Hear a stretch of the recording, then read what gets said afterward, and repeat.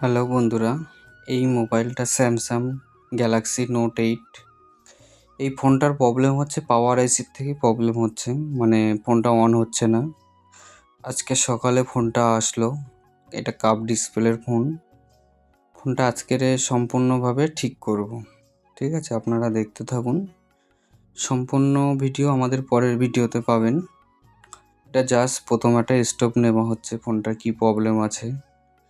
আমরা এটাকে প্রথমে আমরা এটা মিটার দিয়ে মেপে দেখলাম। দেখার পরে এটা পাওয়ার আইসির থেকে প্রবলেম আছে ফোনটা। ঠিক আছে, পাওয়ার আইসিটা এমন মানে খুব ভাইটাল জিনিস। পাওয়ার আইসি, সিপিইউ, এমএমসি এগুলো খুব ভাইটাল জিনিস, ফোনের এক একটা পার্ট হিসেবে হয়।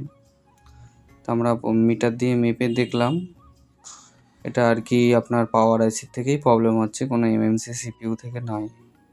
ঠিক আছে, এরকম যদি কারোর মোবাইলে প্রবলেম হয়ে থাকে আপনারা অবশ্যই আসতে পারেন এই ভাই টেলিকম, গোপালপুরে।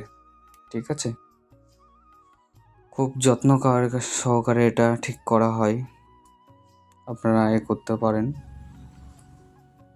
তো আমরা মাপছি এটা, মেপে রিডিং যতটা আসার অনেকটাই শর্ট দেখাচ্ছে, প্রত্যেকটা পাঁচটাই শর্টের কারণে আপনার এটা মোবাইলটা অন হতে পারছে না, মোবাইল হিট হচ্ছে, গরম হচ্ছে, চার্জ হচ্ছে না, মানে মোবাইল অনই হচ্ছে না, মোবাইল হিট হয়ে যাচ্ছে অটোমেটিকলি, যার কারণে এই প্রবলেমটা হচ্ছে।